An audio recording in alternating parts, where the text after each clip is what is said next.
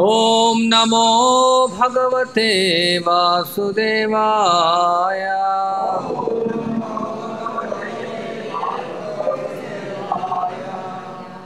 భగవద్గీత యథాతథం అధ్యాయం 7. అధ్యాయం పేరు భగవద్విజ్ఞానం. శ్లోకం 16. చతుర్విధా భజంతే మా జనా సుకృతినా అర్జున ఆర్తః జిజ్ఞాసు అర్థార్థి జ్ఞాని చ భరతర్షభ. చతుర్విధా భజంతే మాం జనా సుకృతినోర్జున ఆర్తో జిజ్ఞాసురర్థార్థి జ్ఞాని చ భరతర్షభ. చతుర్విధా భజంతే మాం జనాం సుకృతినోర్జున ఆర్తో జిజ్ఞాసురర్థార్థి జ్ఞాని చ భరతర్షభ. చతుర్విధా భజంతే మాం జనా సుకృతినోర్జున ఆర్తో జిజ్ఞాసురర్థార్థి జ్ఞాని చ భరతర్షభ. చతుర్విధా భజంతే మాం జనా సుకృతినోర్జున ఆర్తో జిజ్ఞాసురర్థార్థి జ్ఞాని చ భరతర్షభ. చతుర్విధా భజంతే మాం చతుర్విధా భజంతే మాం జనా సుకృతినోర్జున ఆర్తో జిజ్ఞాసురర్థార్థి జ్ఞాని చ భరతర్షభ.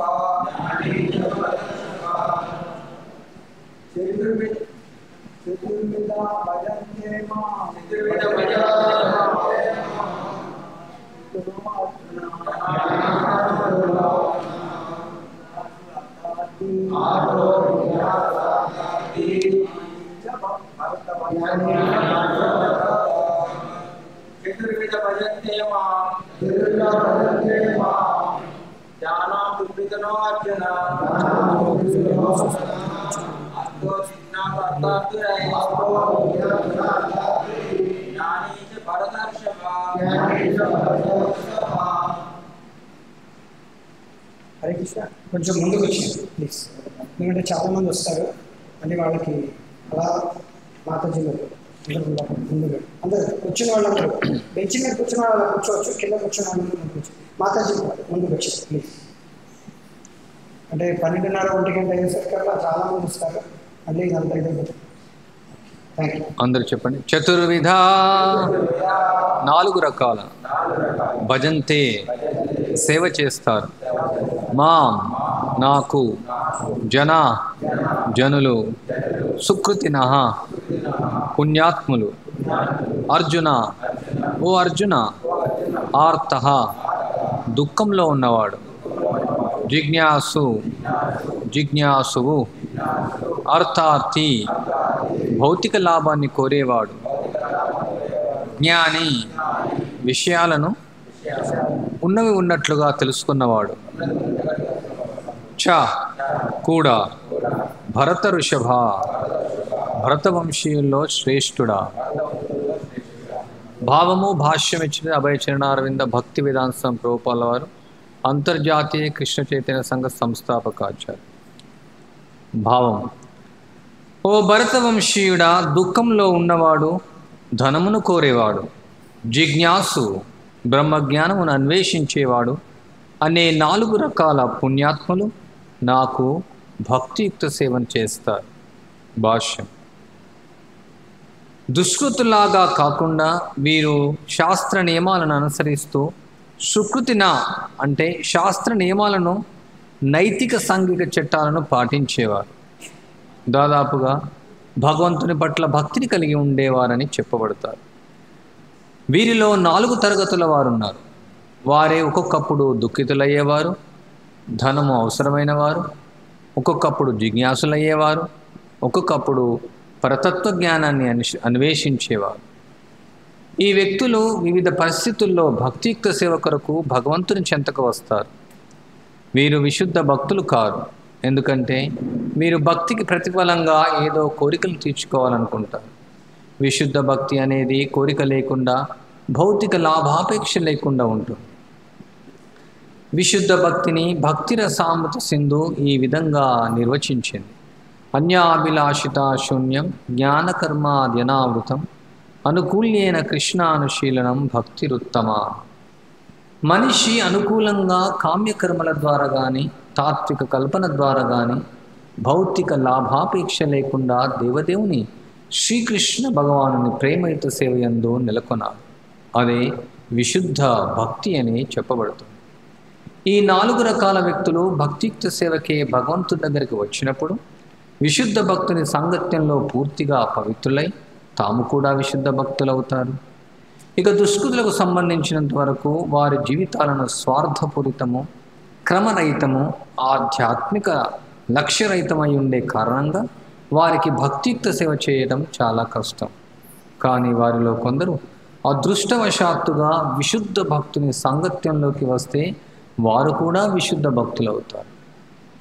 సకామ కర్మల్లో సదా తలమునుకలై ఉండేవారు కష్టాలలో భగవంతుని దగ్గరకు వచ్చి ఆ సమయంలో విశుద్ధ భక్తులతో సాంగత్యం చేసి తమ కష్టాల్లో భగవద్భక్తులుగా అవుతారు.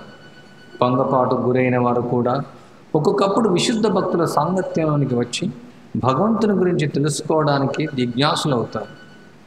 అదేవిధంగా శుష్క తాత్వికులు ప్రతి జ్ఞాన రంగంలో భంగపాటుకు గురైనప్పుడు ఒక్కొక్కప్పుడు భగవంతుని గురించి తెలుసుకోవాలనుకుంటారు.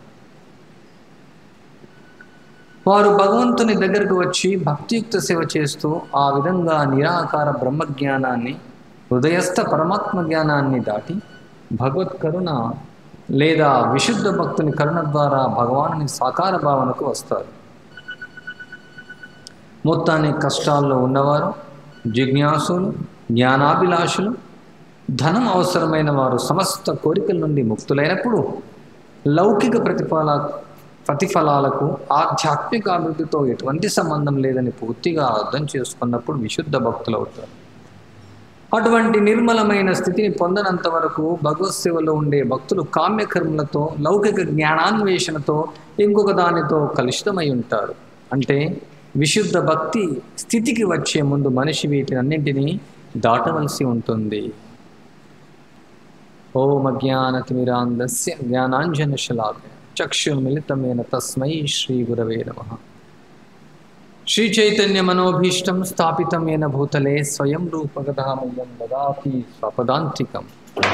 వందేహం శ్రీగురో శ్రీతపదకమలం శ్రీగురున్ వైష్ణవాంశ శ్రీరూపం సాగ్రజాతం సహగణ రఘునాథాన్వితం తం సజీవం సాద్వైతం సావధూతం పరిజన సహితం కృష్ణ చైతన్య దేవం శ్రీరాధా కృష్ణపాదాన్ సహగణ లలిత శ్రీవిశాఖాన్వితాంశ ముఖాంకరోతి వాచాలం పంగుం లంఘయతే గిరిం యత్కృపాతమహం వందే శ్రీగురున్ దినతారిణం పరమానంద మాధవం శ్రీ చైతన్య ఈశ్వరం.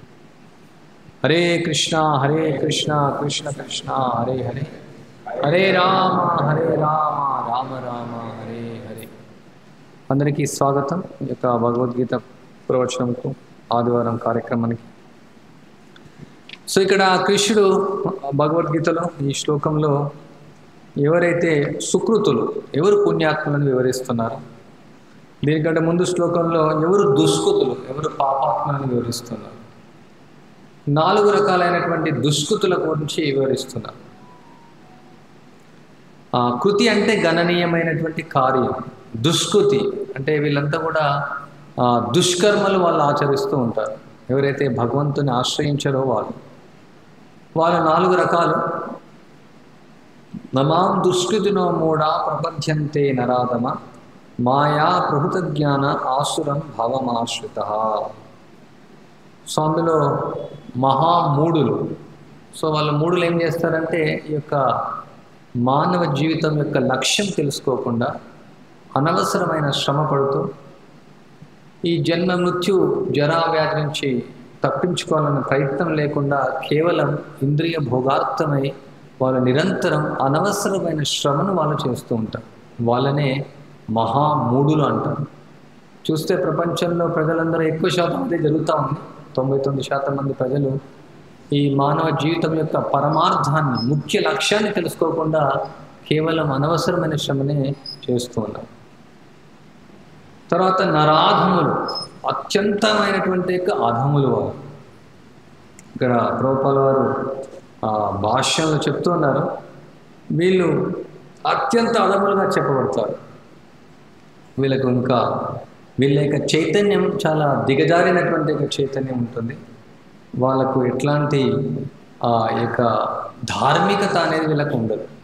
అధమమైనటువంటి వాళ్ళు పుణ్యం చేయాలా, భగవంతుని ఆశ్రయించాలా, ధర్మ మార్గంలో నడవాలా అనేసి ఎట్లాంటి భావన వీళ్ళకు ఏమాత్రం ఉండదు. తర్వాత మాయాపౌత జ్ఞానం, వీళ్ళు తెలివైనటువంటి వాళ్ళు, కానీ వీళ్ళకి తెలివి మాయ యొక్క వడిలో, అంటే మాయ అపహరిస్తుంది వీళ్ళు. సో వీళ్ళే శాస్త్రజ్ఞులు అని చెప్పవచ్చు. చాలామంది ప్రజలు శాస్త్రజ్ఞులు అంటే చాలా గౌరవాన్ని ఇస్తారు, చాలా బుద్ధివంతులు అనేసి, జ్ఞానులు అనేసి. కానీ వాళ్ళ యొక్క జ్ఞానాన్ని మాయ అపహరించి వేస్తుంది. అందువల్ల వాళ్ళ యొక్క బుద్ధినంతా కూడా అనవసరంగా ఈ సాంకేతిక పరిజ్ఞానాన్ని తయారు చేయడానికి వాళ్ళు ఉపయోగిస్తారు. కానీ వాళ్ళకు ఎట్లాంటి ఆ కోరిక, ఎట్లాంటి ఆసక్తి వాళ్ళకు ఉండదు. భగవంతుని చేరుకోవాలనే కోరిక వాళ్ళకు ఉండదు. తర్వాత అసురులు, అసురీ భావమాశ్రిత, అసుర స్వభావం కలిగినటువంటి వాళ్ళు ఎప్పుడు కూడా భగవంతుని పట్ల శత్రుత్వాన్ని కలిగి ఉంటారు. వాళ్ళ యొక్క బుద్ధి అసుర స్వభావాన్ని కలిగి ఉంటుంది. భగవంతుని పట్ల ఈర్ష్య వాళ్ళకి కలిగి ఉంటుంది. సో వీళ్ళు దుష్కృతులు. తర్వాత ఈ శ్లోకంలో సుకృతుల గురించి చెప్తూ ఉన్నారు. 4 రకాలైనటువంటి పుణ్యాత్ములు లేదా సుకృతులు చేసేటువంటి. సో ఎవరు వాళ్ళంటే, ఒకరు ఆర్తి, అర్థార్థి, జ్ఞాని, జిజ్ఞాసు, 4 రకాలైనటువంటి వాళ్ళు. సో ఆర్తి అంటే దుఃఖంలో ఉన్నటువంటి వాళ్ళు, లేదా బాధలో ఉన్నటువంటి వాళ్ళు, కష్టాల్లో ఉన్నటువంటి వాళ్ళు. అర్థార్థి అంటే అర్థం కోసం, ధనం కోసం ప్రయత్నించేవాళ్ళు, అంటే ధనం కోసం కోరేవాళ్ళు. తర్వాత జిజ్ఞాసు, జిజ్ఞాస, తెలుసుకోవాలనేటువంటి కోరిక వాళ్ళకు ఉంటుంది. తర్వాత జ్ఞాని, సో బ్రహ్మ జ్ఞానాన్ని అన్వేషించేటువంటి వాళ్ళు. వీళ్ళు 4 రకాల వాళ్ళు నా యొక్క భక్తియుక్త సేవను చేస్తారనేసి కృష్ణుడు ఇక్కడ వివరిస్తూ ఉన్నారు. మనం తిరుపతి వెళ్తే చాలామంది కనిపిస్తూ ఉంటారు, కొన్ని వేల మంది, లక్షల మంది. సామాన్యంగా భక్తి అంటే భగవంతుని సేవించడం అంటే మనకేదో ఆపద వచ్చినప్పుడు, లేదంటే మనకు ధనం ఏదైనా అవసరం ఉన్నప్పుడు, లేదంటే మన ఉద్యోగం కావాలన్నప్పుడు, లేదంటే మనకేదో ప్రమోషన్ రావాలనుకున్నా, ఇంకా ఏదైనా మనకు అవసరం ఉంటే భగవంతుని దగ్గరికి వెళ్ళాలి అనే ఒక అపోహ ప్రజల్లో ఉందన్నమాట. అప్పుడు మాత్రమే భగవంతుని దగ్గరికి వాళ్ళు వెళ్తారు. అయినప్పటికీ ఇక్కడ కృష్ణుడు వాళ్ళకి చెప్తున్న, వాళ్ళు సుకృతులు, వాళ్ళు భగవంతుని దగ్గరికి వెళ్తున్నారు. కానీ కొందరు నాస్తికులు భగవంతుని పట్ల విశ్వాసమే లేదు, భగవంతుని దగ్గర అసలు వెళ్ళరు. వాళ్ళు భగవంతుడు అంటే నమ్మకం లేదు, వాళ్ళు ఇంకా మూర్ఖులు. అందుకనే వాళ్ళు దుష్కృతులు అని చెప్పబడింది. కానీ వీళ్ళు సుకృతులు, వాళ్ళు భగవంతుని ఆశ్రయిస్తున్నారు కాబట్టి వాళ్ళు గొప్పవారు, మహాత్ములు అని చెప్పవచ్చు. ఏదో ఒక కారణం చేత భగవంతుని ఆశ్రయిస్తున్నారు. సో ఇందులో మొదటి వాళ్ళేమి దుఃఖం కలుగుతుంది. వాస్తవానికి ప్రపంచం అంతా కూడా దుఃఖపూర్ణమే, అంతా కూడా దుఃఖంతో కూడుకున్నటువంటి దుఃఖాలయం. ఈ భౌతిక ప్రపంచం యొక్క స్వభావం ఇది. ప్రతిదానికి ఒక స్వభావం ఉంటుంది. ఈ యొక్క భౌతిక ప్రపంచం యొక్క స్వభావం ఈ దుఃఖాలతో కూడుకున్నటువంటిది. సో ఇక్కడ సుఖం అనేది లేదు. ఒకవేళ మనం సుఖమని భావిస్తున్నాం అంతే, అదొక భ్రమ మాత్రమే. సో కానీ కొన్నిసార్లు దుఃఖం మనం గుర్తిస్తాము, చాలా దుఃఖంగా ఉన్నాం అనేసి. సో అప్పుడు భగవంతుని వాళ్ళు ఆశ్రయిస్తారు. ప్రత్యేకమైనటువంటి దుఃఖం కలుగుతుంది మనకు.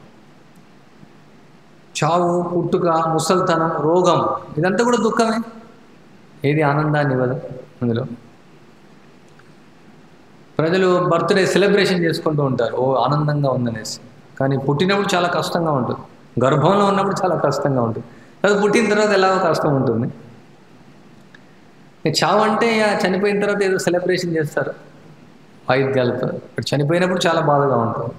ఇంకా ముసలితనం ఎలాగో బాధ అందరికీ అనుభవించాల్సి, అందరికీ తెలియదు. ఇప్పుడు ఎవరైతే ముసలి వాళ్ళు ఉంటారో వాళ్ళకి అనుభవిస్తే తెలుస్తుంది. రోగం అనేది సామాన్యం అయిపోయింది ఈ కాలంలో.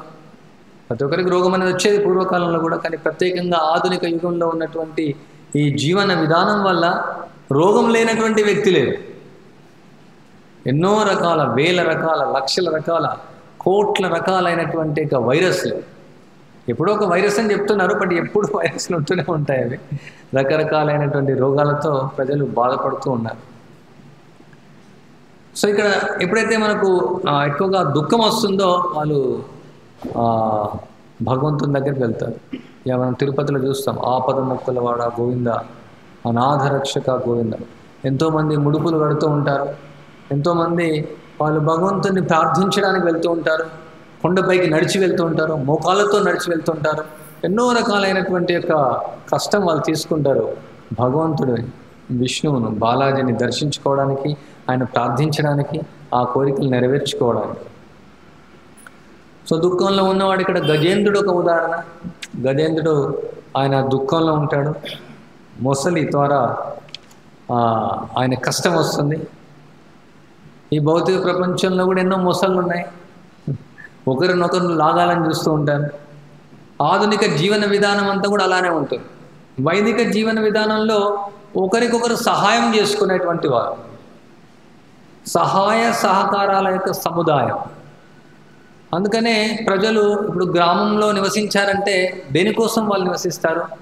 నేను ఈ యొక్క ధర్మాన్ని ఆచరిస్తాను, ఈ యొక్క ధర్మం ఇతరులను సహాయం చేయడం కోసం.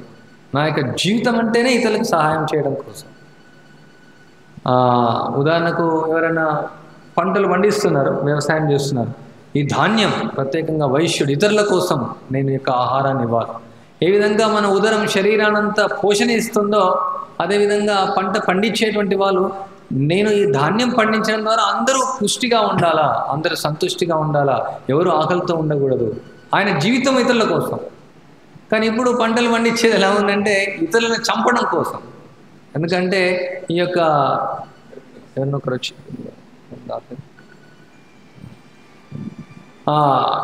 పెస్టిసైడ్స్, వీడిసైడ్స్, ఇన్సెక్టిసైడ్స్, రకరకాల అమృతమా కాదు, విషాన్ని వేసి దానిలో ఆహారాన్ని తింటే ఇతరులు ఏమవుతుంది? రోగాలు, క్యాన్సర్లు, రకరకాలైనటువంటి వస్తున్నాయి.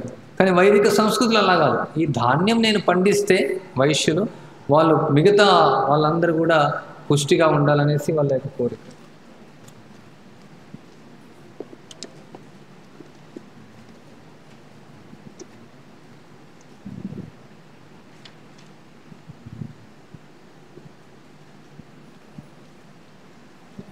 సో అదేవిధంగా ఎవరైనా సరే కుండలు చేసే వాళ్ళు ఉండొచ్చు, బట్టలు నేసే వాళ్ళు ఉండొచ్చు, నగలు చేసే వాళ్ళు ఉండొచ్చు, గ్రామంలో రకరకాలైనటువంటి వృత్తులు చేసే వాళ్ళు ఉంటారు.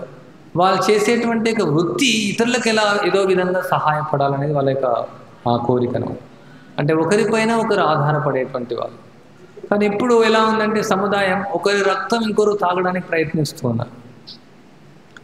అంటే పాలిష్ వేలో చేస్తున్నారు కొందరు, కొందరు స్థూలంగా చేస్తూ ఉన్నారు. ప్రతి ఒక్కరు కూడా ఒకరికి మోసం చేస్తేనే నేను ఆధారపడి ఉంటాను అంటే ఆ విధంగా ఆధారపడతాను, నేను మోసం చేస్తేనే నాకు ధనం అనేది వస్తుంది అనేసి. సో ఇక్కడ మొసలి ద్వారా గజేంద్రుడు పీడించబడుతున్నాడు. సో ఆయన మృత్యువు బాగా రక్షించబడాలనేసి ప్రార్థిస్తాడు. సో ఆర్తనాదంతో ఆయన ప్రార్థిస్తాడు. విష్ణు వచ్చి ఆయనకు రక్షిస్తాడు.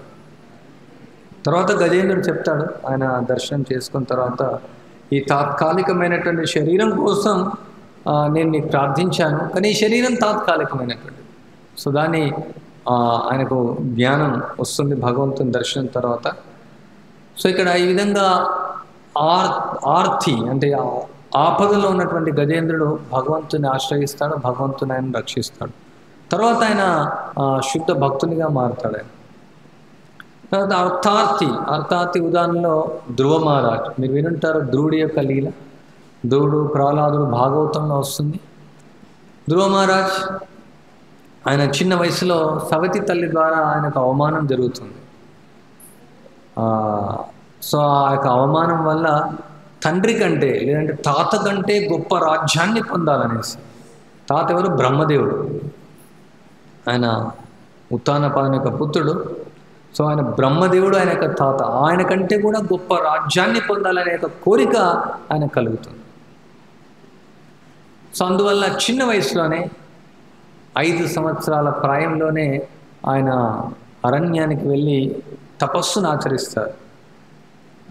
ఆయన కందమూలాలను భుజిస్తూ తర్వాత గాలిని మాత్రమే తీసుకుంటూ అది కూడా పూర్తిగా మానివేసి, ఎంత 5 సంవత్సరాలు, చిన్న వయసు, చాలా చిన్న వయసు, చాలా తీవ్రమైనటువంటి తపశ్చర్యను ఆచరించడం జరుగుతుంది. నారదుడు, ఆధ్యాత్మిక గురువైనటువంటి నారదు ద్వారా మార్గదర్శకత్వాన్ని తీసుకొని ఆయన చిన్న వయసులోనే చేయడం జరుగుతుంది. సో అప్పుడు భగవంతుడు ఆయనకు ప్రత్యక్షం అవుతాడు. ధ్రువుడు ఆయన కోరిక కోసం ప్రార్థిస్తాడు, గొప్ప రాజ్యం కోసం. కానీ విష్ణువు ఆయన యొక్క తలపైన యొక్క శంఖాన్ని తాకిన తర్వాత ఆయనకు దివ్య జ్ఞానం వస్తుంది. సో అప్పుడు ధ్రువ మహారాజు కూడా ప్రార్థిస్తాడు, నేను ఈ యొక్క భౌతికమైనటువంటి కోరిక కోసం నేను ప్రార్థించాను, తాత్కాలికమైనటువంటి యొక్క రాజ్య భోగం కోసం. కానీ వాస్తవానికి నీ యొక్క దర్శనం జరిగింది, నాకు ఇప్పుడు ఎలాంటి కోరిక లేదనేసి ఆయన కూడా శుద్ధ భక్తునిగా మారుతాడు. సో అప్పుడు భగవంతుడు ఆయనకు ధ్రువలోకాన్ని ఇస్తాడు. అందుకనే చూడొచ్చు, ధ్రువ నక్షత్రం అంటే బ్రహ్మలోకం పైన ఉంటుంది. అది ప్రత్యేకమైనటువంటి ఒక లోకం ఆయనకి ఇవ్వడం జరుగుతుంది. తర్వాత జిజ్ఞాసులు, ఇక్కడ శౌనకాది ఋషులు నైమిషారణ్యంలో జిజ్ఞాస. అసలు జిజ్ఞాస అనేది ప్రతి ఒక్కరికి అవసరం. అథాతో బ్రహ్మ జిజ్ఞాస. దేర్ ఫోర్ అంటే అథాతో అంటే ఇప్పుడు మానవ జన్మ వచ్చింది కాబట్టి ఎన్నో కోటాను జన్మల తర్వాత మనకు మానవ జన్మ సంప్రాప్తించింది. వసుతీం చతురాంశ్చైవ లక్షాంస్త్వాం జీవజాతిషు భ్రమదవి పురుష ప్రాప్యం మానుష్యం జన్మ పర్యయా తదప్యవలతం జాతం తేషాం ఆత్మాభినానాం వరాఖానమనాశ్రిత్య గోవింద చరణద్వయం. వసుతీం చతురాంశైవ 84 లక్షల జీవచరాలు అంటే 84 లక్షల రకాలైనటువంటి యొక్క జీవులు, 84 లక్షల జన్మలు కాదు. అంటే ఒక్కొక్క రకమైనటువంటి జన్మలో ఎన్నో వేల జన్మలు మనం తీసుకుండొచ్చు, 100 జన్మలు తీసుకుండొచ్చు, 1,000,000 జన్మలు తీసుకుని ఉండొచ్చు. సో ఎన్నో జన్మల తర్వాత ఈ యొక్క మానవ జన్మ మనకు సంప్రాప్తించింది. సో ఈ యొక్క మానవ జన్మలోనే మనకు ఈ యొక్క అవకాశం ఉంది.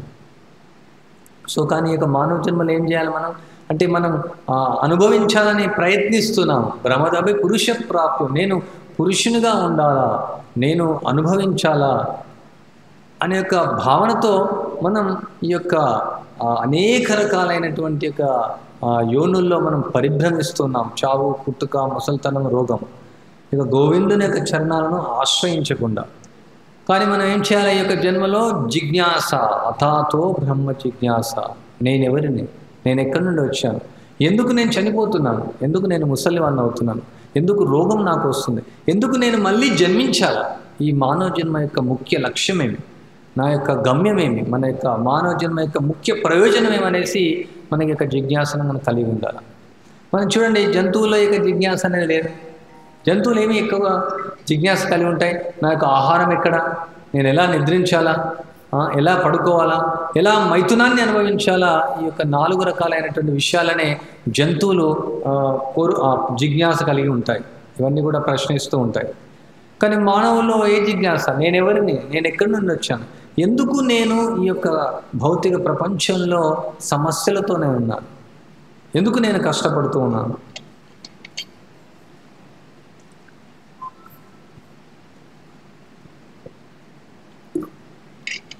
ఈ యొక్క జిజ్ఞాసను మనం కలిగి ఉండాలి. బ్రహ్మ జిజ్ఞాస. భగవంతుడు అంటే ఎవరు, భగవంతునికి మనకున్నటువంటి సంబంధం ఏమి, మన యొక్క ముఖ్యమైనటువంటి యొక్క ధర్మం ఏమి అనేసి ఈ యొక్క మానవ జన్మలో వస్తుంది. సో ఇక్కడ శౌనకాది ఋషులు వాళ్ళు కూర్చునేసి ఈ యొక్క శాస్త్రాలపైన జిజ్ఞాసతో వాళ్ళు చర్చిస్తూ ఉంటారు. వాళ్ళ తర్వాత సూత గోస్వామి యొక్క ద్వారా ఒకథ యొక్క భాగవతాన్ని శ్రవణం చేస్తారు. ఆ విధంగా వాళ్ళు కూడా శుద్ధ భక్తులుగా మారుతారు. ఆ తర్వాత జ్ఞానుల యొక్క ఉదాహరణ చతుష్కుమారులు. మీరు వినుంటారు, సనక, సనాతన, సనందన, సనత్ కుమారులు వాళ్ళు బ్రహ్మ యొక్క పుత్రులు, బ్రహ్మదేవుని యొక్క పుత్రులు. వాళ్ళు జ్ఞానులు. వాళ్ళకు భగవంతుని యొక్క నిరాకారం పైన ఆసక్తి ఉన్నటువంటి వాళ్ళు. కానీ భగవంతుని యొక్క నామరూప గుణలీల పట్ల వాళ్ళకి ఆసక్తి లేదు. కానీ ఒకసారి వాళ్ళు వైకుంఠంకి వస్తారు. అక్కడ భగవంతునికి అర్పించినటువంటి, విష్ణువుకు అర్పించినటువంటి యొక్క తులసీ దళం యొక్క వాసన వాళ్ళు చూస్తారు. సో ఆ విధంగా వాళ్ళు శుద్ధ భక్తులుగా మారిపోతారు. సో ఇక్కడ ఈ విధంగా మనం భగవంతునికి యొక్క 4 రకాల, కృష్ణుడి దగ్గరికి 4 రకాలైనటువంటి వాళ్ళ ఆశ్రయం తీసుకుంటారు. ఆర్తో, అర్థార్థి, జిజ్ఞాసు, జ్ఞాని. ఈ 4 ఉదాహరణలు ఇవ్వబడ్డాయి. సో వీళ్ళు ముఖ్యంగా ఇక్కడ కృష్ణుడు ఏం చెప్తున్నాడంటే, వీళ్ళందరూ శుద్ధ భక్తులు కాదు, అయినప్పటికీ వాళ్ళు మహాత్ములు. కానీ ఈ యొక్క శుద్ధ భక్తుని యొక్క సాంగత్యంలో ఉండడం ద్వారా వాళ్ళు ఆ ఉన్నత స్థాయికి వాళ్ళు రావచ్చు, శుద్ధ భక్తులు వాళ్ళు అవ్వచ్చు. మనం చూడొచ్చు, మన మందిరాల్లోకి ఎంతోమంది వస్తూ ఉంటారు రకరకాల కారణాల ద్వారా. వాళ్ళు జనరల్గా మందిరం అంటే ఏదో ఒక కోరిక నెరవేరుతుంది, ఏదో ఒక సమస్య నుంచి మనం తప్పించుకుంటాం, కొంత తెలుసుకోవాలని కూడా వస్తూ ఉంటారు, రకరకాల కారణాల ద్వారా వస్తూ ఉంటారు. కానీ ఇక్కడ వచ్చిన తర్వాత మనం చూడొచ్చు, ఇక్కడ శ్రీల ప్రభుపాద వారి పుస్తకాలు చదవడం ద్వారా, శ్రీల ప్రభుపాద వారి ఉపన్యాసాల ద్వారా, తర్వాత ఆయన శిక్షణ ఇచ్చినటువంటి యొక్క భక్తుల ద్వారా, ఆయన యొక్క శిష్యుల ద్వారా ఈ యొక్క శుద్ధ భక్తి నుంచి వినడం ద్వారా అందరూ యొక్క శుద్ధ భక్తి మార్గంలోకైనా వస్తారు. చాలామంది ప్రజలు మందిరానికి వెళ్తారు, వెళ్ళిన తర్వాత వాళ్ళు అక్కడ పూజారి ఉంటారు, వాళ్ళ దగ్గర ఆరతి తీసుకుంటారు, ఆశీర్వాదం తీసుకుంటారు, ఆ విధంగా దర్శనం చేసుకుంటారు.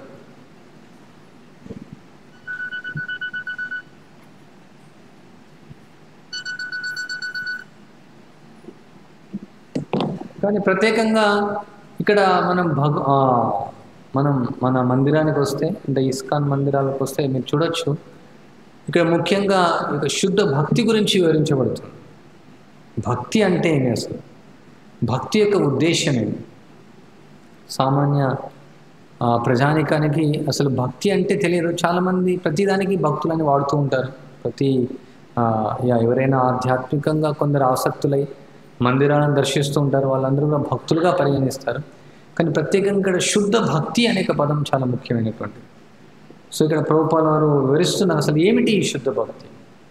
ఈ యొక్క శుద్ధ భక్తి అంటే ఎట్లాంటి భౌతికమైనటువంటి కోరికలు నెరవేరవు, భౌతికమైనటువంటి కోరికల కోసం కాదు ఇక భక్తి చేసేది. ఇక కర్మ, జ్ఞాన, ధ్యాన ఇట్లాంటి విధానాలకు అతీతమైనటువంటిది. మనం చూడొచ్చు, చాలామంది కర్మయోగ, జ్ఞానయోగ, ధ్యానయోగ అని చెప్తూ ఉంటారు.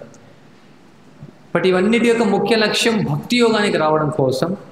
కానీ కర్మయోగంలో కానీ జ్ఞానయోగంలో కానీ ఇది చేసేటువంటి కర్మలన్నీ కూడా భగవంతుని యొక్క ప్రీత్యర్థం కావు.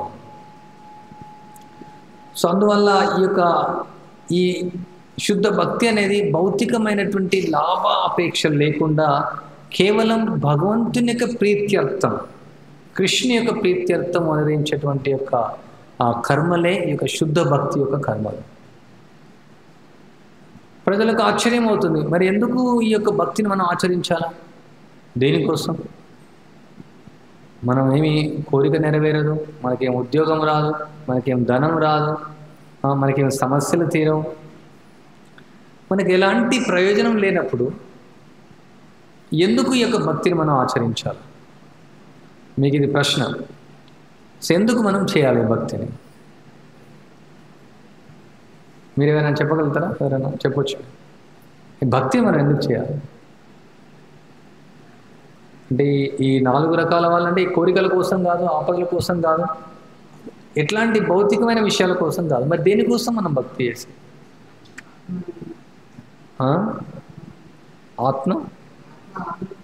ఆత్మ ఆనందం కోసం, ఇంకా కృష్ణుడి ప్రీత్యర్థం, ఇంకా జన్మ లేకుండా ఉండదు, ఇంకా అక్కడ కూడా ఎవరైనా చెప్పచ్చు. దేనికోసం ఈ భక్తిని మనం ఆచరించాలి? మీరందరూ ప్రతి ఆదివారం ఇక్కడికి వస్తున్నారు, ప్రతిరోజు కొందరు వస్తున్నారు, ఈ భగవద్గీత పఠిస్తున్నారు, భగవంతుని నామం జపిస్తున్నారు, ఈ యొక్క భక్తియుక్త సేవా కార్యక్రమాలు మనం చేస్తూ ఉన్నాం. అసలు ఎందుకోసం మనం చేస్తున్నాం?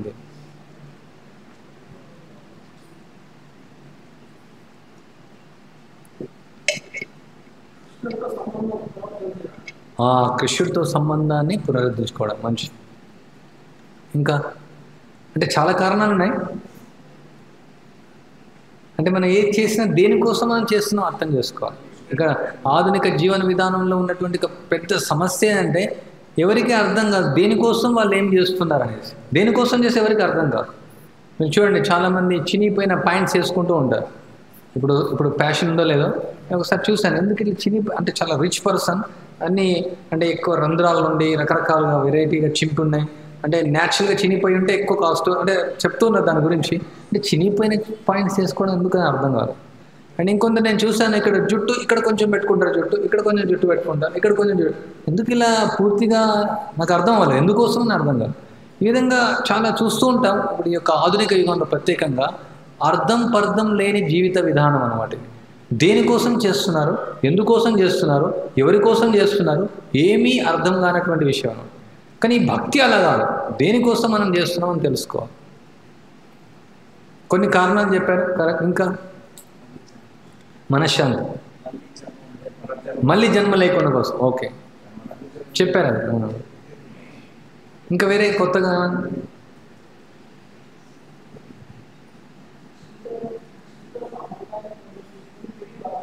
భగవద్ధామం వెళ్ళడం కోసం.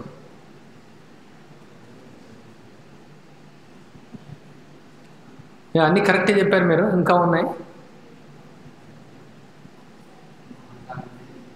అహంకారం, మిథ్యాహంకారం తప్పించుకోవడానికి, మిథ్యా అహంకారం నుంచి బయటపడడానికి, నిజమైన అహంకారం కోసం.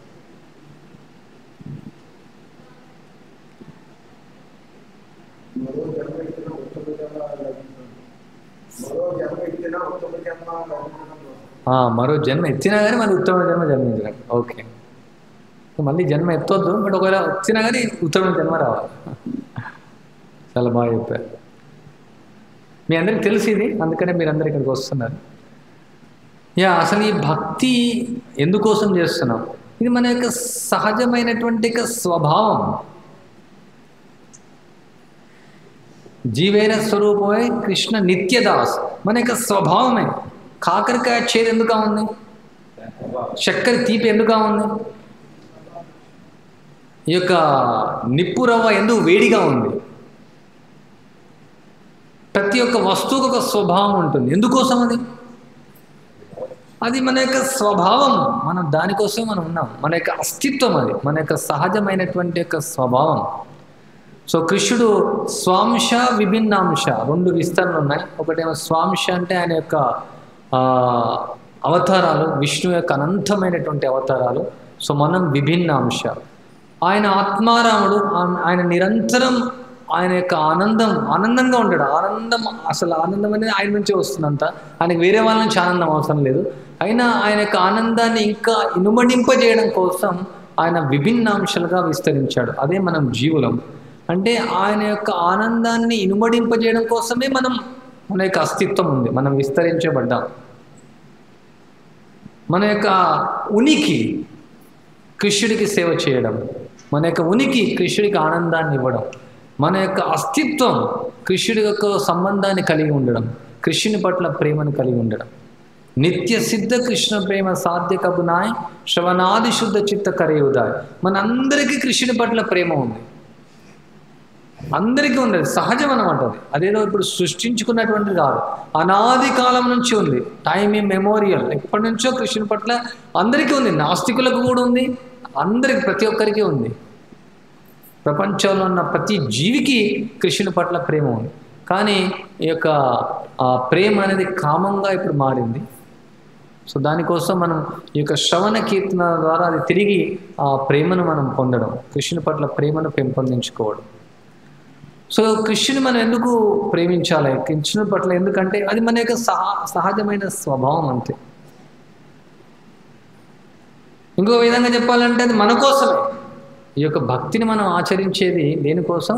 మన కోసమే, స్వార్థం కోసం అని చెప్పొచ్చు. నతే విధం స్వార్థగతిం విష్ణు. అంటే ఇక భౌతికమైన స్వార్థం కోసం కాదు, ఇది భౌతికమైనటువంటి లాభాపేక్ష కోసం కాదు ఇక భక్తిని ఆచరించేది. కానీ మన యొక్క స్వభావం భగవంతుని సేవ చేయడం ద్వారా మనకు ఆనందం మనకు వస్తుంది.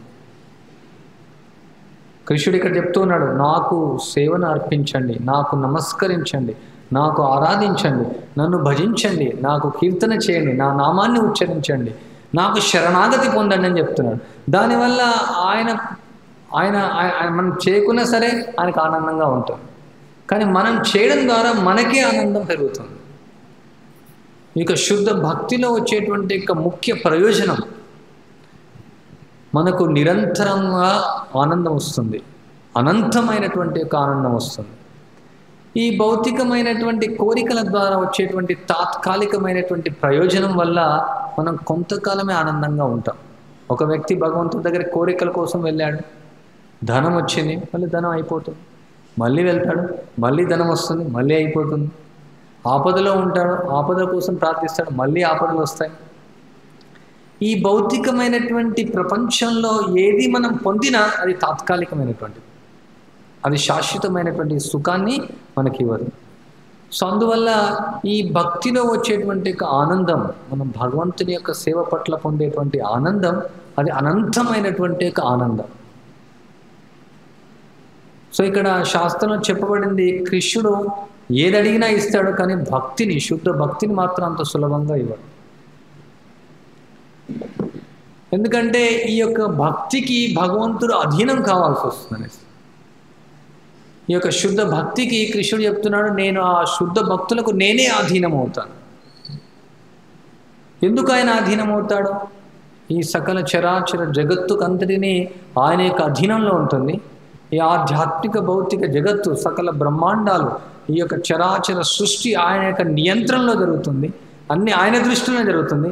ఆయన ఎందుకు అధీనం అవుతాడు భక్తులకు, ఈ శుద్ధ భక్తులకు?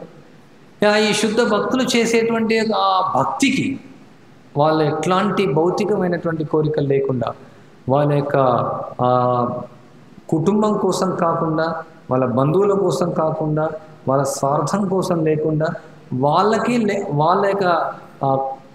యొక్క అస్తిత్వం కోసం ఎట్లాంటి లెక్క చేయకుండా కేవలం కృష్ణార్థే అఖిల చేస్తారు. కృష్ణుని యొక్క సంతృప్తి కోసం మాత్రం వాళ్ళు నిరంతరం సేవ చేస్తూ ఉంటారు. సో అట్లాంటి భక్తికి భగవంతుడే అధీనమవుతానని చెప్తున్నారు. మనం చూడొచ్చు, వృందావనంలో గోపికలు అలాంటి భక్తి చేస్తూ ఉంటారు. శుద్ధ భక్తులు చూడొచ్చు. ఇక్కడ అర్జునుడు చూడొచ్చు. అర్జునుడికి ఆయన రథసారథిగా ఉన్నాడు. రథసారథి అంటే ఒక చాలా తక్కువ స్థానం. అలాంటిది కృష్ణుడు సిద్ధంగా ఉన్నాడు, అర్జునుడికి రథసారథిగా అయ్యాడు. ఇక్కడ గోపికల వృందావనంలో మనం యశోదమ్మని చూడొచ్చు. యశోదమ్మ ఏం చేస్తుంది? కృష్ణుని బంధించి వేస్తుంది. ఎలా? భగవంతుడు ఒక భక్తురాల ద్వారా బంధించబడుతూ ఉన్నాడు, ఒక సామాన్యమైన స్త్రీ ద్వారా. అక్కడ గోపికలు ఏం చేస్తారు? కృష్ణుడు చప్పట్లు కొడతారు, నాట్యం చేయమంటే నాట్యం చేస్తారు, పాడమంటే పాడుతాడు, ఏదైనా వస్తువులు మోసుకున్నామంటే మోసుకొని వస్తాడు వాళ్ళు. కృష్ణుడు ఆయన మోయలేకపోయినా కష్టపడుతూ మోస్తాడు వాళ్ళ కోసం. సో కృష్ణుడు చెప్తున్నాడు, ఈ యొక్క గోపికల యొక్క భక్తికి నేను రుణపడి ఉంటానని చెప్తున్నాడు. మనం అంతా రుణపడి ఉన్నాం భగవంతుడికి. ఆయనే గాలి ఇస్తున్నాడు, ఆయనే నీళ్ళు ఇస్తున్నాడు, ఆయనే యొక్క జగత్తునంతా ఇస్తున్నాడు. అసలు ఆయన లేకుండా మనం అసలు పోషించబడం. ఇక్కడ ఈ బ్రహ్మాండాలన్నీ కూడా, అంత సమస్త జగత్తంతా కూడా ఆయన యొక్క అధీనంలోనే నడుస్తుంది. మనం అందరూ ఆయనకు రుణపడి ఉన్నాం.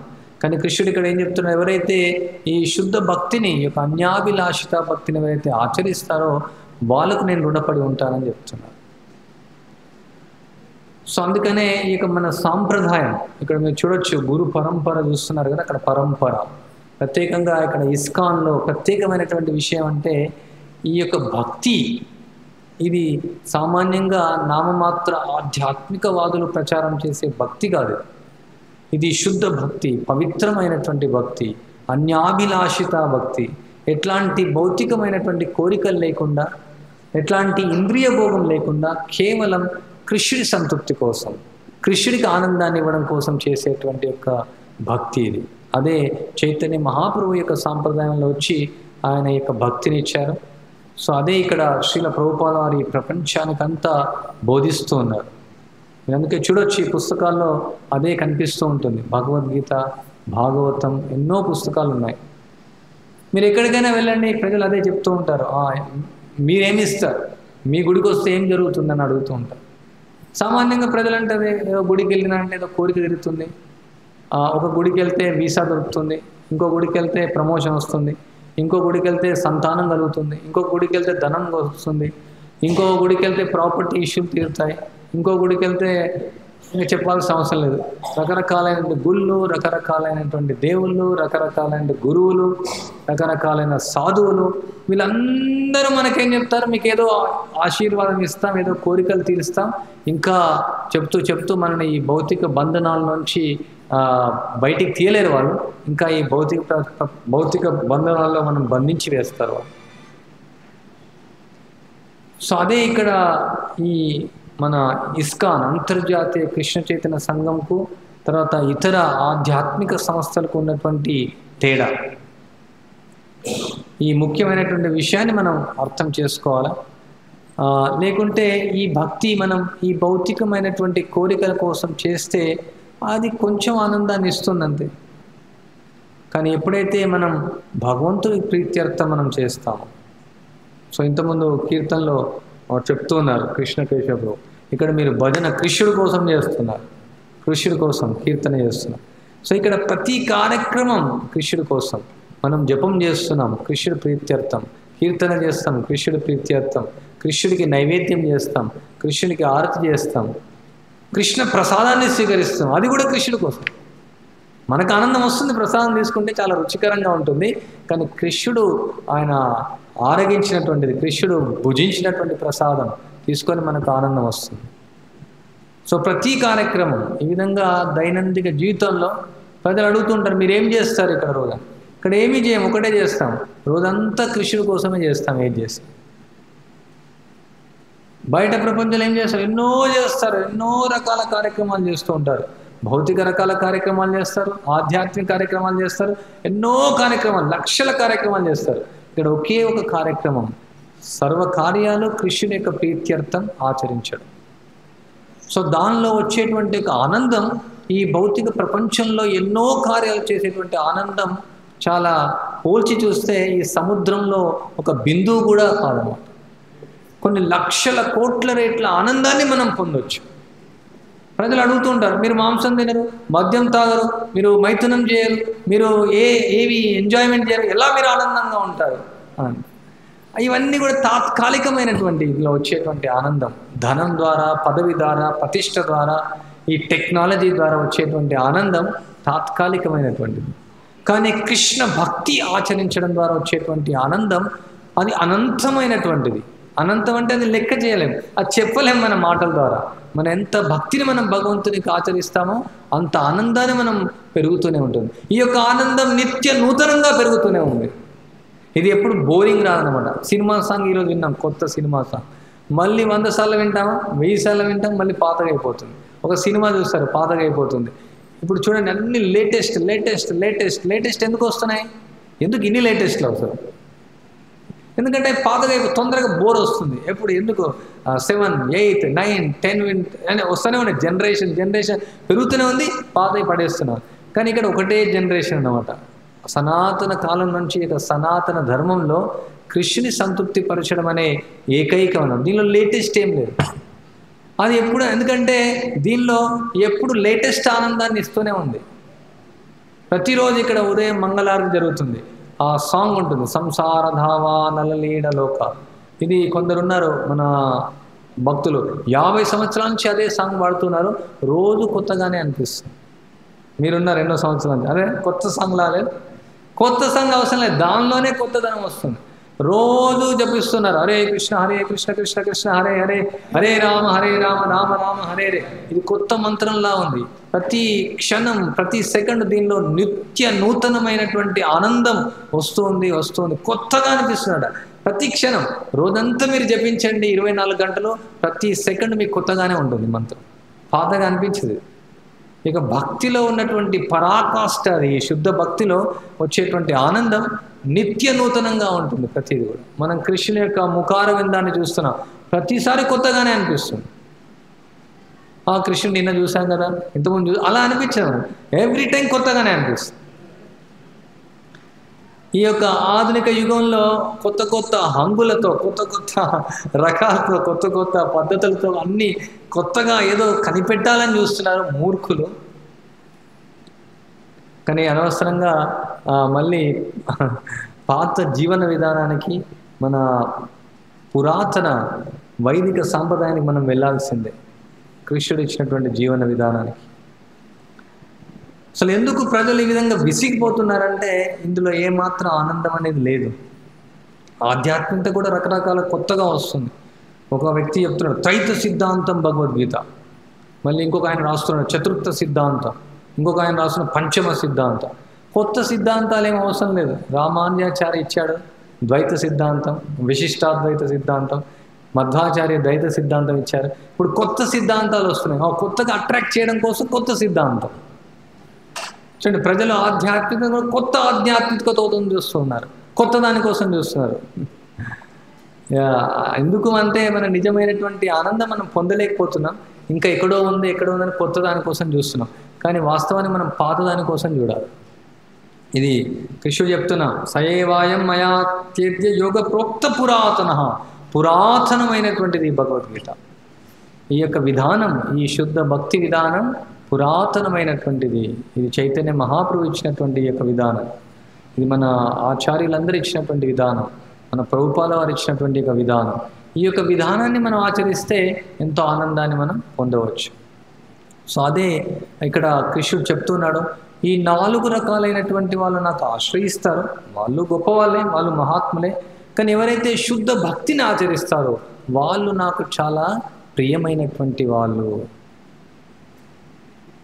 ఎందుకంటే ఈ భౌతికమైనటువంటి కోరికలతో చేసేటువంటి భక్తి మనకు సంతృప్తినివ్వదు. సవై పుంసా పరోధర్మ యతో భక్తిరతోక్షదే హైతికీయ ప్రతియత యాత్మా సుప్రసిద్ధతి. ఈ యొక్క హైతికీ భక్తి, ఎట్లాంటి కోరికలు లేనటువంటి భక్తి మన సుప్రసిద్ధతి, మనకు సంతృప్తినిస్తుంది, అది భగవంతుని సంతృప్తి పరుస్తుంది. అందుకనే ఈ మార్గంలో మనం నడవాలి. అంటే ఒకేసారి కోరికలు లేకుండా మనం ఈ మానవ జన్మ వచ్చిందంటే ఎన్నో కోరికలతో నిండి ఉంటుంది, లక్షల రకాల కోరికలతో మనం ఉంటాం. కానీ మనం ఈ యొక్క కొంచెం చేసిన భక్తి, ఈ స్వల్పమైనటువంటి భక్తి, మనం చేసేటువంటి భక్తి ఈ భౌతికమైన కోరికల కోసం కాకుండా కృష్ణుని యొక్క ప్రీత్యర్థం, కృష్ణుని యొక్క సంతృప్తి కోసం చేస్తే దానిలో వచ్చేటువంటి ఆనందం కొన్ని కోట్ల రెట్ల ఆనందాన్ని మనకి ఇస్తుంది, కోరికలతో చేసే భక్తి కంటే కూడా. సో అది ఇక్కడ ఈ శ్లోకంలో ముఖ్యమైన విషయం. మీరు ఏమైనా ప్రశ్నలు ఉంటే మీరు అడగవచ్చు.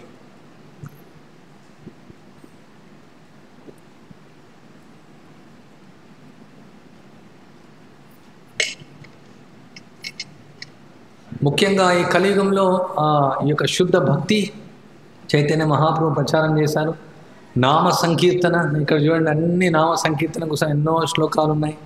కృతేతే ధ్యాయతో విష్ణు త్రేతాయో యజతో మకై ద్వాపరే పరిచర్యాయాం కలో తద్ హరికీర్తనాత్ కలో దేశో నిదేవరాజన్ అస్తి ఏకో మహాన్ గుణాన్ కీర్తనాదేవ కృష్ణస్య ముక్త సంగపరం రజేత్ హరేర్ నామ హరే నామైవ కేవలం కలో నాస్త్యైవ నాస్త్యైవ నాస్త్యైవ గతిరన్యదా.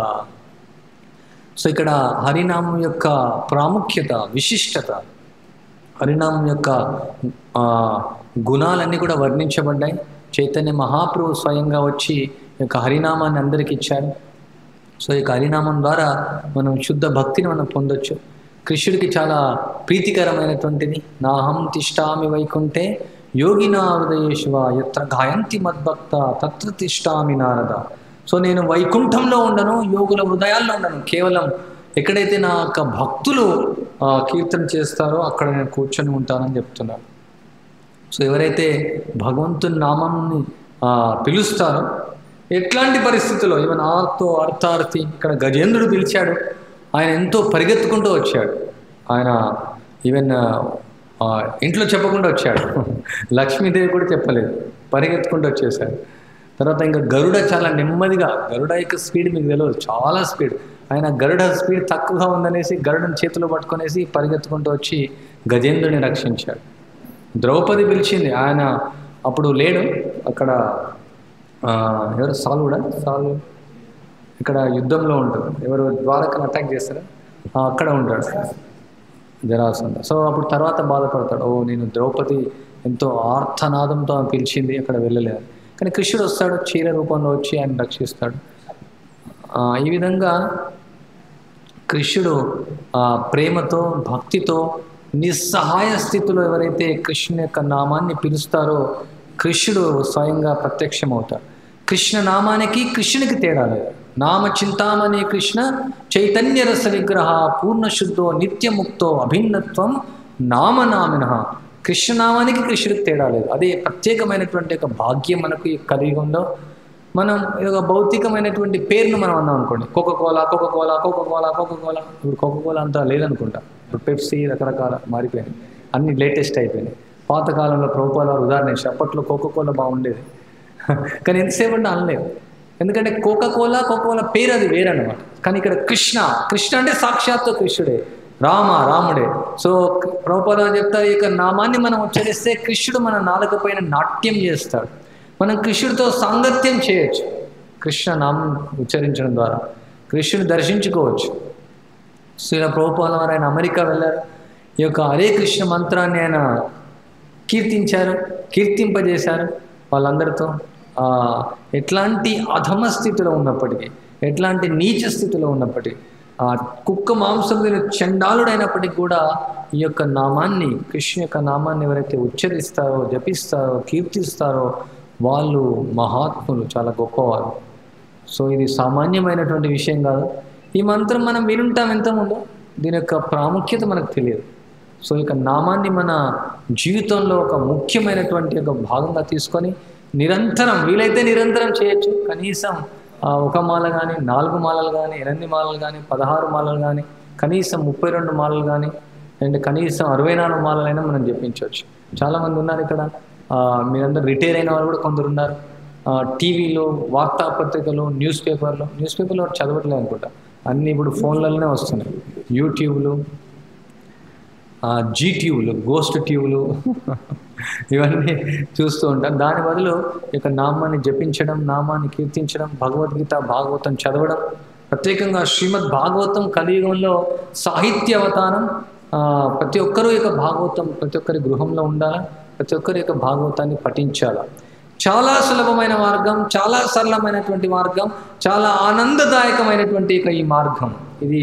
దీనికి డబ్బులు అవసరం లేదు, పదవి అవసరం లేదు, ధనం అవసరం లేదు, ఎంతో చదువుకోవాల్సిన అవసరం లేదు. ప్రతి ఒక్కరికి అర్థమయ్యే రీతిలో, ఆచరించే రీతిలో, అందరికీ ఆనందాన్ని ఇచ్చేటువంటి రీతిలో చైతన్య మహాప్రభు ఈ యొక్క శుద్ధ భక్తి మార్గాన్ని ఇచ్చారు. ఇంతకుముందు అలా లేకుండే, చాలా కష్టంగా ఉండేది. కర్మయోగ ద్వారా, జ్ఞానయోగ ద్వారా, ధ్యాన యోగ ద్వారా ఎన్నో జన్మలు మనం తీసుకోవాలా, ఎన్నో తపస్సులు మనం ఆచరించాలా, ఎన్నో యజ్ఞాలు, ఎన్నో ప్రాయశ్చిత్త కర్మలు, నియమ నిబంధనలు ఎన్నో ఉంటాయి. అది మనం వినడానికి కూడా సమయం లేదు. అలాంటిది కలియుగంలో ఉన్నటువంటి మనుషులకు మందబుద్ధి, అల్పాయుష్కు, కలహాలకు ప్రియమైనటువంటి వాళ్ళందరికీ కూడా అత్యున్నతమైనటువంటి స్థాయిలోకి వచ్చేటువంటి యొక్క అవకాశాన్ని చైతన్య మహాప్రభు కల్పించారు. శ్రీల ప్రభుపాల వారి ప్రపంచానికి అంతా కూడా ఇచ్చి మనకు ఎంతో వరాన్ని ఆయన ఇచ్చారు. సో దాన్ని మనం ఉపయోగించుకోవాలా, ఈ యొక్క భాగ్యాన్ని మనం తీసుకోవాలి. హరే కృష్ణ.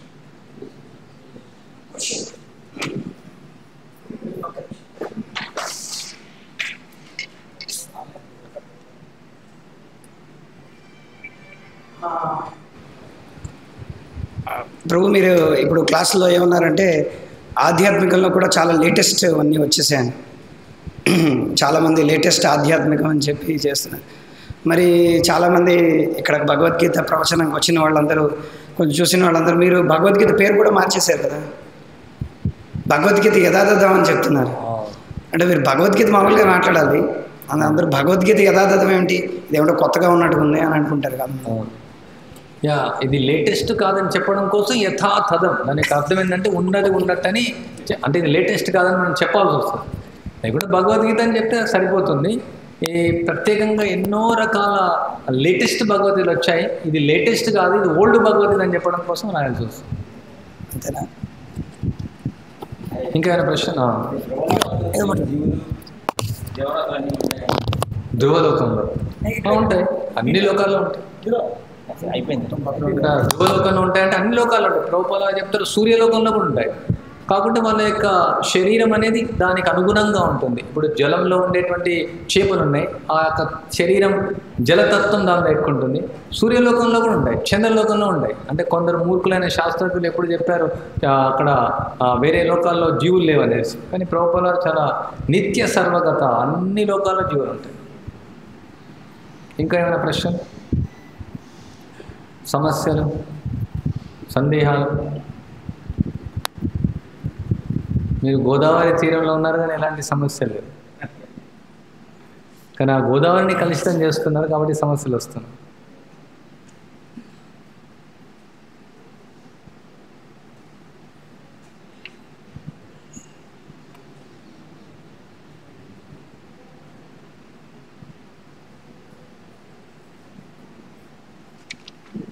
ఆరతి అనేది 12:49. హరే కృష్ణ.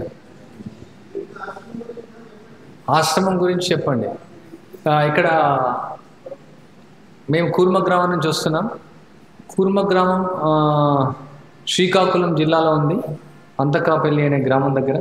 సో ఇది ఒక 60 ఎకరాల స్థలంలో వైదిక జీవన విధానాన్ని, అంటే శ్రీల ప్రభుపాల వారు అంతర్జాతీయ కృష్ణ చైతన్య సంఘ సంస్థాపకాచార్యులైనటువంటి శ్రీల ప్రభుపాల వారి యొక్క కోరిక, ఆయన మొదట్లో ఈ యొక్క హరినామ సంకీర్తన ప్రచారం చేశారు. తర్వాత 108 మందిరాలు నిర్మించారు ఆయన. ఆ తర్వాత ఈ యొక్క వర్ణాశ్రమ జీవన విధానం, ఏదైతే కృష్ణుడు భగవద్గీతలో ఇచ్చినటువంటి జీవన విధానాన్ని అందరూ జీవించాలనేసి, కృష్ణుడు ఇచ్చినటువంటి జీవన విధానం, కృష్ణుడు జీవించేటువంటి విధానాన్ని అందరికీ తెలపాలనేసి శ్రీల ప్రభుపాల వారి యొక్క కోరిక. ఆయన ఉన్నప్పుడు చాలా ఇట్లాంటి వర్ణాశ్రమ గ్రామాలు ఉండేవి, గురుకులాలు ఉండేవి. తర్వాత మధ్యలో అవి అంతగా డెవలప్ అవ్వలేదు. ఇప్పుడు పరమ పూజ్య భక్తి వికాస్ మహారాజ్, ఆయన యొక్క శిష్యుడైనటువంటి మన గురువుగారు అయినట్టు ఆయన యొక్క ఆధ్వర్యంలో ఇక్కడ కూర్మ గ్రామం వర్ణాశ్రమ గ్రామంగా తయారు కావడానికి ప్రయత్నాలు అక్కడ జరుగుతున్నాయి.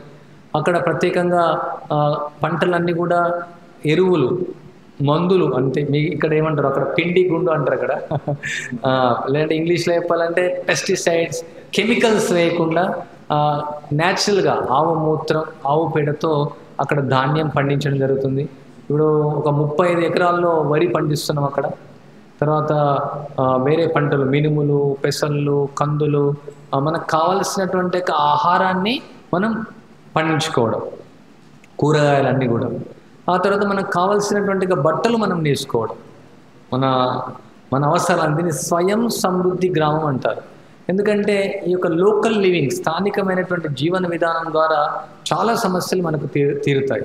ఈ యొక్క మన జీవన విధానం ఇప్పుడు ఇతరుల పైన మనం ఆధారపడడం అంటే, దానికోసం రోడ్లు కావాలా, దానికోసం పెట్రోల్ కావాలా, దానికోసం డీజిల్ కావాలా, దానికోసం యుద్ధాలు వస్తాయి, దానికోసం ప్రయాణం చేయాలా, ఎన్నో రకాలుగా మన యొక్క దైనందిక జీవితం అనేది క్లిష్టతరంగా మారిపోతుంది. సరళ జీవనం అనేది క్లిష్ట జీవనంగా అవుతుంది. అప్పుడు ఉన్నత చింతన మనం చేయలేమన్నమాట. సో అందుకే ప్రభుపాల వారి ఏం కోరిక అంటే, మన ఆహారాన్ని మనం పండించుకోవడం, మన బట్టలు మనం నేసుకోవడం, మన ఇళ్ళను మనం కట్టుకోవడం, ఈ విధంగా మన యొక్క జీవన విధానం సరళంగా చేసుకుంటే మిగతా సమయాన్నంతా కూడా ఉన్నత చింతనం కోసం, అంటే ఇప్పుడు ఈ యొక్క ఆధ్యాత్మిక చింతనం కోసం ప్రయత్నించడం. అక్కడ 14 కుటుంబాలు ఉన్నాయి, మొత్తం ఒక 70 మంది భక్తులు ప్రస్తుతానికి ఉన్నారు. చాలామంది ప్రజలు వస్తూ ఉంటారు. అంటే సాయంత్రం, ఉదయం నుంచి సాయంత్రం వరకు, ప్రత్యేకంగా ఆదివారం 500 నుంచి 600 మంది వరకు వస్తారు. ప్రతిరోజు కూడా ఒక 100 మంది పైన వస్తారు. ఈ కృష్ణాష్టమికి ఒక 9,000 మంది నుంచి 10,000 మంది వరకు వచ్చారు. హైదరాబాద్ నుంచి, వరంగల్ నుంచి, ఈవెన్ వేరే వేరే స్టేట్ల నుంచి కూడా ప్రజలు వచ్చి ఎలా వీళ్ళు జీవిస్తున్నారు కరెంట్ లేకుండా, ఎలా వీళ్ళు సిమెంట్ లేకుండా, సర్ఫ్ లేకుండా, సోప్ లేకుండా, స్మార్ట్ ఫోన్ లేకుండా, ఈ యొక్క టెక్నాలజీ లేకుండా ఎలా జీవిస్తున్నారో చూడడానికి. అంటే ఒక మేము అనుకుంటాం అక్కడ బంగారు మందిరం కడితే కూడా అంతమంది విజిట్ చేయాలనుకుంటాం. కానీ ఇప్పుడు చాలామంది వస్తున్నారు. మేము కూడా అలా అనుకోలేదు. ఎందుకంటే ప్రభుపాల వరకు సార్ చెప్తారు మిలియన్స్ విల్ జాయిన్ అని చెప్తారు. అప్పుడు అంటే కోట్ల మంది ఇందులో చేరుతారని చెప్తారు ఇట్లాంటి జీవన విధానం. అప్పుడు మేము అనుకోలేదు ఎవరు అసలు వస్తారు, కరెంట్ లేకుండా ఎవరు ఉంటారు అలా. అంటే మన గురువు గారు చెప్పారు కాబట్టి మనం ఆచరించాం. కానీ చాలామంది ఆసక్తితో ఉన్నారు. కొందరు వచ్చి వారం రోజులు ఉంటారు, నెల రోజులు ఉంటారు. కొందరు చాలామంది పూర్తి సమయం కూడా చేరుతున్నారు. ఎందుకంటే ఇప్పుడు చూడండి, మనం ఇక ఉదాహరణకు మనం సిమెంట్ ఇల్లు కట్టుకుంటాం. దానివల్ల ఏమవుతుంది, బయట ఎండగా ఉన్నప్పుడు లోపల ఎండ పెరుగుతూ ఉంటుంది, బయట చలిగా ఉన్నప్పుడు లోపల చలి పెరుగుతుంది. కానీ ఇక మట్టి ఇళ్ళలో బయట వేడి ఉంటే లోపల చల్లగా అవుతుంది, బయట చలి ఉంటే లోపల వేడి పెరుగుతుంది. తర్వాత మనం ఈ నేలపైన చూడండి, అక్కడ పేడతో అలికినటువంటిది, దానివల్ల రేడియేషన్ ఎఫెక్ట్ కూడా ఉండదు. తర్వాత మన యొక్క శరీరానికి కూడా ఈ యొక్క భూమి దాని యొక్క శక్తి మనకు వెళ్తుంది. ప్రతిది కూడా సైంటిఫిక్ అనమాట. ఏదైతే మన పురాతన కాలంలో ఉన్నటువంటి మన తాతలు, వాళ్ళ ముత్తాతలు, మన పూర్వీకులు ఏ విధంగా జీవించారంటే చాలా తెలివైనటువంటి వాళ్ళు. కానీ మనం ఈ మోడర్న్గా ఇవన్నీ చూసి మనం తెలివైన అనుకుంటున్నాం, కానీ ఇది మూర్ఖత్వం. మన యొక్క రక్తాన్ని మనం తాగుతున్నాం, మనం మోసం చేసుకుంటున్నాం. యాక్చువల్లీ చూడండి, ప్రతి ఒక్కటి కూడా మనమే తయారు చేసుకుంటున్నాం. దాని ద్వారా సమస్య మనం తెచ్చిపెట్టుకుంటున్నాం. సో అక్కడ అన్నీ కూడా ప్రజలు వచ్చి చాలా ఆసక్తితో ఉన్నారు. వాళ్ళు చూసేసి ఆశ్చర్యపడుతున్నారు. తర్వాత వాళ్ళు కూడా జీవించాలని కోరుకుంటూ ఉన్నారు. అది ప్రభుపాల వారి యొక్క కోరిక, కృష్ణుడి యొక్క కోరిక. ఆయన ఏ విధంగా ఆవులతో భూమితో జీవించాడో అందరూ మనం జీవించాలని కోరిక. సో మీరందరూ కూడా స్వాగతం. అక్కడ ఉండొచ్చు కొన్ని రోజులు, ఆ జీవన విధానాన్ని మీరు అనుభవించవచ్చు. ప్రతి ఒక్క గ్రామం అలా మారాలని ప్రభుపాల వారి కోరిక. అట్లాంటి ఆదర్శ గ్రామాలు, కొందరు ఏమన్నా అక్కడెక్కడో గ్రామం ఉంది వాళ్ళు నివసిస్తున్నారు చూసి వద్దామని, అదే కాదు. ఆ గ్రామం ఎందుకుందంటే అది ఆదర్శాన్ని ప్రపంచానికంతా కూడా చూపించి అన్ని గ్రామాలుగా మార్చాలని, అన్ని అలాంటి గ్రామాలుగా మార్చాలని ప్రభుపాల వారి కోరిక. మన భారతదేశంలో 5 గ్రామాలు ఉన్నాయి. మధ్యప్రదేశ్లో ఒకటి ఉంది భక్తి గ్రామం అని, తర్వాత గుజరాత్లో నందగ్రామ్ అని, ఇక్కడ కూర్మ గ్రామ్, ఇంకా పంజాబ్లో ఒకటి ఉంది. పాశ్చాత్య దేశాల్లో కూడా నవగోకులం అనే ఒక యూరోప్లో, ఐరోపాలో ఉంది. చెక్ రిపబ్లిక్ అంటారు దాన్ని. సో ఈ విధంగా ఈ గ్రామాలన్నీ కూడా మనం పెంపొందించాలా. ఈ వైదిక జీవన విధానం వల్ల ఎన్నో ప్రయోజనాలు ఉంది. మానసికంగా, శారీరకంగా, సాంఘిక పరంగా, రాజకీయ పరంగా, ఆర్థిక పరంగా, ఆరోగ్యపరంగా, అన్ని రకాలుగా ఎంతో ప్రయోజనం మనకు కలుగుతుంది. ప్రజలు దీన్ని మర్చిపోయారు. దానివల్ల ఇంకా దిగజారిపోతుంది సముదాయం. సో దానివల్ల ఎంతో కష్టమవుతుంది. ఈ భక్తిని ఆచరించడానికి కూడా కష్టంగా ఉంది ఇట్లాంటి నగర జీవితంలో. సో అందువల్ల మనం వీలైనంత వరకు వ్యక్తిగతంగా మనం ఇట్లాంటి జీవన విధానాన్ని మనం ప్రయత్నించాలి. ఆ విధంగా వాళ్ళ శక్తి ప్రకారంగా మనం ఉన్నటువంటి స్థలంలో కూడా మనం సహజంగా జీవించడానికి మనం ప్రయత్నించాలి. ఈ రసాయనాల ఆహారం, కలుషితమైనటువంటి గాలి, కలుషితమైనటువంటి నీరు, కలుషితమైనటువంటి యొక్క వాతావరణంలో నివసిస్తూ మనం ఎలా జీవిస్తాం. ఇంకా భవిష్యత్తులో ఎన్నో రకాలు వాళ్ళు కనుక్కుంటూ ఉన్నారు. ఇప్పుడు సూర్యుని సృష్టిస్తున్నారు వాళ్ళు, మీకు తెలుసు అనుకోండి, చైనాలో సృష్టించేశారనుకోండి. ఆల్రెడీ సూర్యుడు వచ్చాడు. సూర్యుడు సృష్టిస్తారు, ఇంకా చంద్రుని సృష్టిస్తారు, ఇట్లాంటి లోకాన్ని ఇంకోటి సృష్టిస్తారు. ఆ లోకాన్ని మన పైన పడేస్తారు, మనం చనిపోతాం. ఎస్,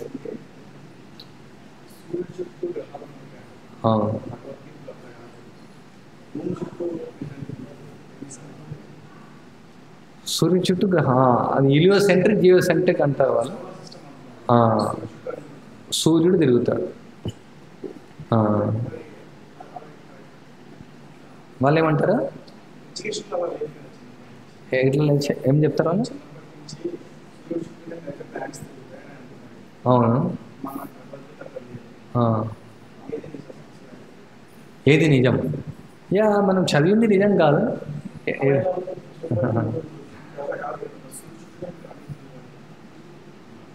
అది పెద్ద కాంట్రవర్సీ ఉంది, ప్రజలు ఒప్పుకోరు దాన్ని. కానీ మనం శాస్త్రం ప్రకారమే జరుగుతుంది. అది దాన్ని ఎలా యాక్సెప్ట్ చేయాలంటున్నారా? శాస్త్రాన్ని నమ్మాలి మనం, విశ్వాసం ఉండాలి. ప్రభుపాల వారు ఉదాహరణ ఇస్తారు. ఉదాహరణకు మనకు మలం తాకితే మనం స్నానం చేయాలి. కానీ శాస్త్రంలో చెప్పబడింది ఆవు పేడ తాగితే మనం పవిత్రం అవుతాం, మరి అది కూడా ఆవు యొక్క మలమే. కానీ శాస్త్రం చెప్తుంది ఇది ఆవు యొక్క మలం, ఆవు యొక్క పేడ పవిత్రమైనటువంటి.